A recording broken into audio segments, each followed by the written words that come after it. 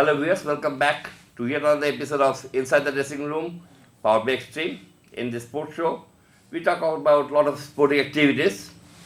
For now, it's the last T20 between India, Bangladesh and Sri Lanka. In Sri Lanka, that would be the title decider. I hope that Bangladesh wins the last game after winning so comfortably in the second game to level the series. With us, we have Abid Hossain, who will discuss about the series decider along with other cricketing activities in the country and across the world. Hello Abid, how are you? Thank you so much, Atibha. I'm fine. I think you are also well and good to see you back. Yeah, I come not very often, but still.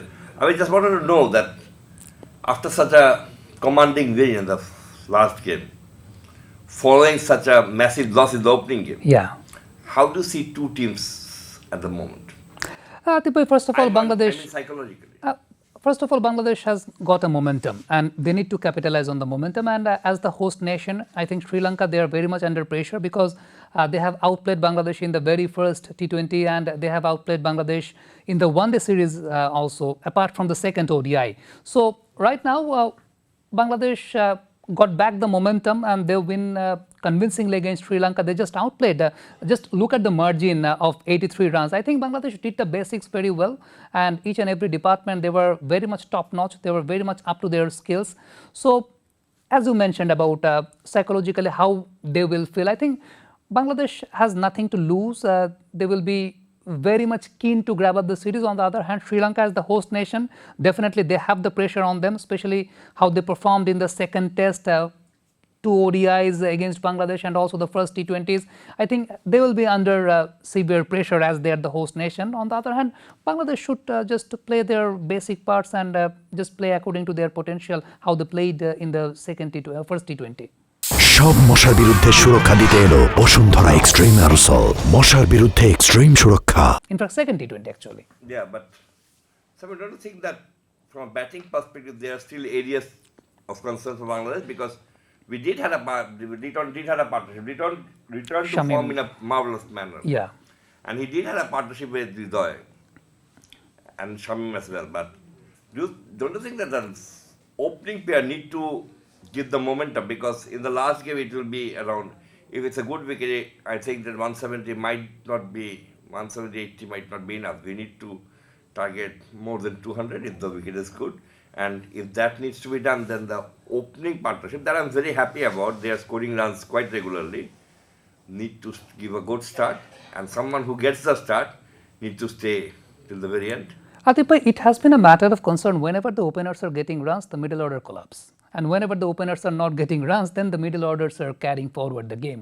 So I think the combination should be there and the consistency should be there. Okay, as an opening pair, you expect your openers to perform consistently, not on irregular intervals. So I think the very last match, it's going to be an acid test for both the openers, Parvez Imon and Tanjit Hasan Tamim. They used to be in good forms. We have seen them performing in the ODIs and we have seen them performing in the Pakistan and UAE series as well. So it's high time to step forward for both of them that, okay, if these people can give a flying start, then it will be very much easier for the middle order. But the most concerning factor is the middle order and we have been seeing this for a various number of occasions that once a batsman is getting out, others have started following them. And the difference between the first T20s and the second T20s is the mid-overs.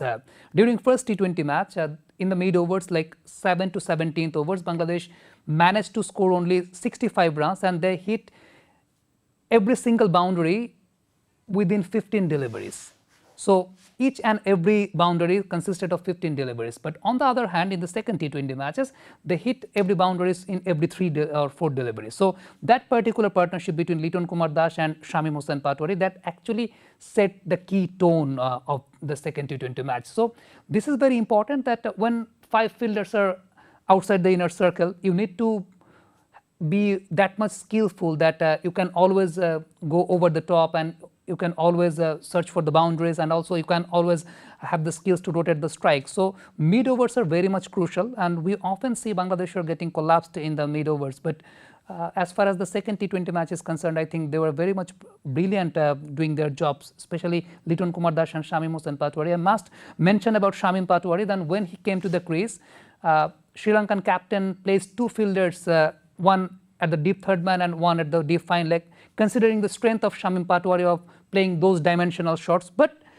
the matter was, the first boundary Shamim scored, it was from backward point. The second boundary he scored from point. The third boundary he scored from extra cover. The fourth boundary he scored from long off. Fifth from deep mid wicket. The sixth boundary he scored, it was from deep third man. So this is the thing, I think Shamim Patwari has improved himself a lot. That okay, we know Shamim that he is very much prominent while hitting the balls at third man or fine legs, but in this particular match he hit 7 boundaries, and among the 7 boundaries, 5 of them were not from his comfortable zone. So this is the thing, I think, which was very much progressive as far as Bangladesh's batting is concerned. So this is a very positive sign. But more than batting, what really impressed me about Bangladesh was their bowling and fielding. Exactly. Everybody is talking about Shami's batting, but I think that the match turned with that run out of Shami. Definitely, you know, when Sri Lankan batters come to bat, usually, if I ask you, Atib bhai, Pathum Nishanka and Kushal Mendis, who is very much attacking in nature, who has the capability to single-handedly change the game. Kushal Mendis has always been very much attacking in nature from the very end. Pathum Nishanka, he takes a bit of time to set himself and then he just continue his batting. So it's very important to get rid of Kushal Mendis at the very initial stage, and the run out, I think it was very much planned by Shamim Patwari that okay, he grabbed the ball, he picked the ball from that particular angle. It was very much easier for him to throw the ball towards the wicket keeping end, and you always have second chance if it's not a direct hit. The wicket keeper is there to grab the ball and to break the stump, but Shamim took the risk. He threw the ball on the opposite end. I think it was very much pre-planned by Shamim that whatever the situation is, I will go where Kushal Mendis is running. So he was very much up to the mark in his fielding skills. Not only that particular run out, he was very prominent while fielding at the in the deep square leg region. So he was all over the field, and he saved minimum 10 to 12 runs in the ground, and also he has taken a wonderful catch. So altogether, if you ask me who is my man of the match in the second T20 match, I think it's Shamim Patwari. He batted well and he actually set the key tone in the field that actually Bangladesh got a momentum during their batting period, but they capitalized the batting momentum in the field. But along with that, another thing that needs to be mentioned is the bowling of Rishad. Definitely. Rishad, he was struggling with his bowling action. We saw him struggling during the UAE series and also during the Pakistan series. Exactly.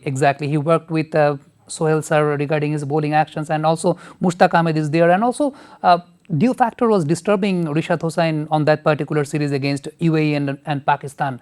And this time in this season in Sri Lanka, the dew is not that much problematic for any kind of bowler, and I think he was very much precise about his releasing point. I think what I have seen on the previous occasions, that the trajectories were not very much comfortable enough for Rishad Hossain to deliver his balls. But in this particular match, I have seen in the second T20, he was very good while releasing the ball, and that actually shows that the homework in between two series has been done very well. And every time Rishad was getting the wicket, the camera was moving towards Mushtaq. Exactly. Who played a very big role. So I think that's. And do you think that Bangladesh can have the luxury of keeping Zakir Ali at this moment, because with his fitness and all these things? Adib bhai, as far as T20 is concerned, I think Zakir has proven his spurt. He has proved his spurt of taking the role of a finisher in between 16 to 20 overs. He's been prominent during the BPL. No, I'm just asking you about this because his fitness was a concern. So, half fit or 75-80% fit Zakir, do you think that he still fits in? I think it's up to the team management that whether he shapes into the team or not, in which shape he is currently right now. And in T20 cricket, I think high intensity is the key. So you have to play high intensive cricket. So you cannot sacrifice anything regarding your fitness. When you are not that much up to the mark according to your fitness, you cannot play a T20 game. Yeah, you can always have an outing in the test match cricket or even in ODI cricket, but as far as T20 cricket is concerned, I think you have to be very much top notch according to your fitness, because the intensity is very high. So if he is 70% or 80% fit, I think we don't have the luxury to chip him in. Now rest of the thing depends on the team management, that they will decide whether he is fit enough or not. But one thing I must mention, that when you are having a game at Premadasa, where left arm spinners have been the most prominent one in across all the formats, whether it's Test, it's T20 or in the ODIs, left arm spinners have dominated traditionally at Colombo. Even in the ODI series where the matches were played in Colombo, Walalage and Tanvir, both of them were very much successful for their sides. So considering the last match which will held at Colombo, what I feel Bangladesh must bring an additional left arm orthodox spinner. I think Nasum is going to get a match, because traditionally what we have seen in Premadasa, Colombo, that left arm spinners have been always dominating. Thank you, Sami. Thank you so much, Adib bhai. Well, viewers, this is all that we have for tonight.